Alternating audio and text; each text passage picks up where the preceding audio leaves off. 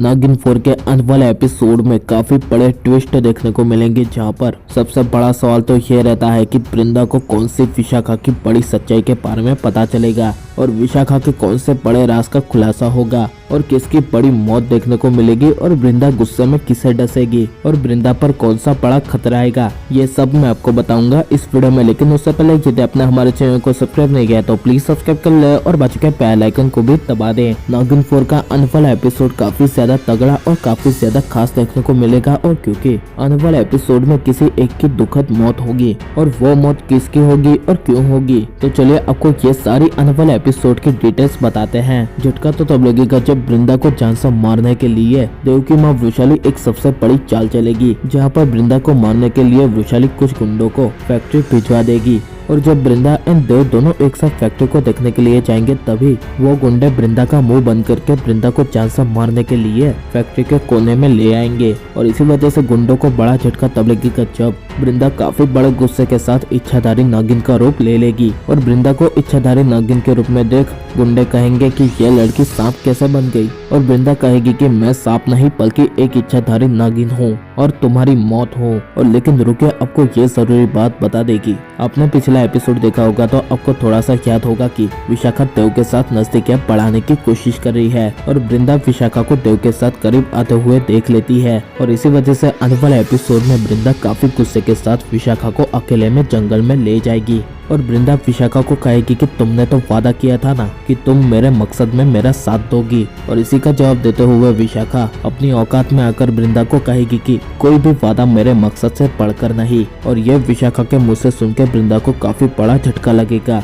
और इसी वजह से विशाखा वृंदा का गहरा मकसद जानने के लिए विशाखा पे वृंदा नजर रखेगी। और लेकिन विशाखा नागमणि को हासिल करने के लिए फैक्ट्री में जब वृंदा इच्छाधारी नागिन का रूप लेकर गुंडों का सामना कर रही होगी, तभी विशाखा देव का ध्यान भटकाने के लिए वहां उसी फैक्ट्री में आ जाएगी। और चौंका देने वाली बात तो ये होगी कि विशाखा देव के साथ और भी करीबी रिश्ता बनाने के लिए एक सबसे बड़ी चाल चलेगी, जहाँ पर जब एक गुंडा देव के पीठ पीछे चाकू मारने के लिए आएगा, तभी विशाखा देव को साइड में धक्का मार देगी और खुद को ही चाकू मरवा देगी। और इसी वजह से देव विशाखा को लेकर काफी परेशान हो जाएगा और विशाखा को जल्द से जल्द गोद में उठाकर हॉस्पिटल ले जाएगा। और हिला देने वाली बात तो ये होगी कि फैक्ट्री से देव के जाने के बाद जिस गुंडे ने विशाखा को पेट में चाकू मारा था, उस गुंडे को वृंदा काफी गुस्से के साथ डस लेगी और सारे गुंडे का सफाया कर देगी और वृंदा को जान से मारने का सारा प्लान वृषाली का फेल हो जाएगा। और लेकिन बहुत दुख होगा जब मान्यता इस हफ्ते नागिन 4 के शो से अलविदा ले लेगी। और क्योंकि बेचारी नागरानी मान्यता की काफी गंभीर मौत देखने को मिलेगी और नागरानी मान्यता को जान से मारने वाला कौन होगा और किस बड़ी वजह से नागरानी मान्यता की मौत देखने को मिलेगी,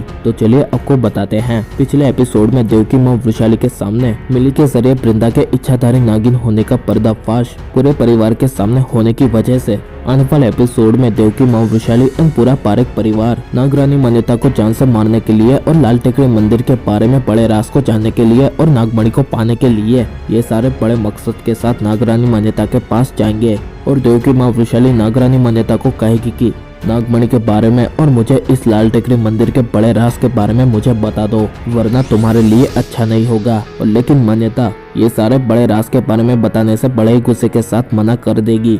और इसी वजह से वृषाली तुक्का लगाकर मान्यता को कहेगी कि हमें तुम्हारी असली बेटी के बारे में पता चल गया है और वो और कोई नहीं बल्कि हमारे घर की बहू यानी कि देव की पत्नी वृंदा है। और यह वृषाली के मुंह से सुन के मान्यता की आंखें खुली की खुली रह जाएगी और मान्यता पूरी तरीके से हिल जाएगी। और इसी वजह से मान्यता काफी रोते हुए पारेख परिवार को कहेगी कि प्लीज मेरी बेटी को कुछ मत करना। और इसके जवाब में देव की मां वृषाली बड़ी चालाकी से मान्यता को कहेगी कि हम तुम्हारी बेटी को कुछ नहीं करेंगे, लेकिन उसके बदले तुम्हें नागमणि और इस मंदिर का राज बताना होगा। और अगर तुम नागमणि और मंदिर के बारे में राज नहीं बताओगी तो तुम्हारे लिए अच्छा नहीं होगा और इसीलिए तुम अपनी असली बेटी वृंदा को हमेशा के लिए खो दोगी। और वृषाली की ये सारी बातों में आकर नागरानी मान्यता एक काफी बड़ी भूल कर देगी और मान्यता नागमणि और लाल टेकड़ी मंदिर के बड़े राज के बारे में सब कुछ वृषाली को और पूरे पारेख परिवार को बता देगी। और इसी वजह से काफी बड़ा झटका तब लगेगा जब मान्यता के पास से नागमणि और लाल टेकड़ी मंदिर के राज के बारे में जान लेने के बाद पूरे पारेख परिवार वाले बड़ी ही बेरहमी से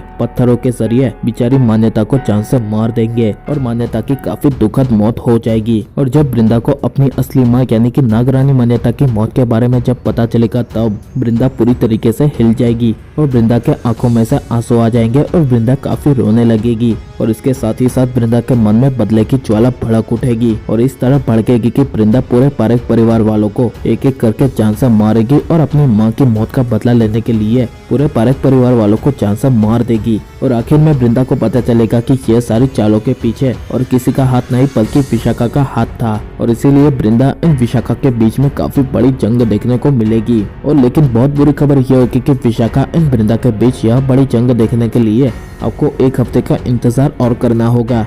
और आपको क्या लगता है कि क्या वृंदा विशाखा को जान से मार पाएगी या नहीं, और नागरानी मान्यता की मौत हो जाएगी तो आपको कैसा लगेगा, और मान्यता की मौत होनी चाहिए या नहीं, ये हमें जरूर बताएं। और आप यह आने वाले एपिसोड को देखने के लिए कितने ज्यादा एक्साइटेड हो यह हमें कमेंट में जरूर बताएं। और आप प्लीज इस वीडियो को लाइक करें और ज्यादा से ज्यादा शेयर करें। यदि आपने हमारे चैनल को सब्सक्राइब नहीं किया है तो प्लीज सब्सक्राइब कर लें। मिलते हैं नेक्स्ट वीडियो में। Take care.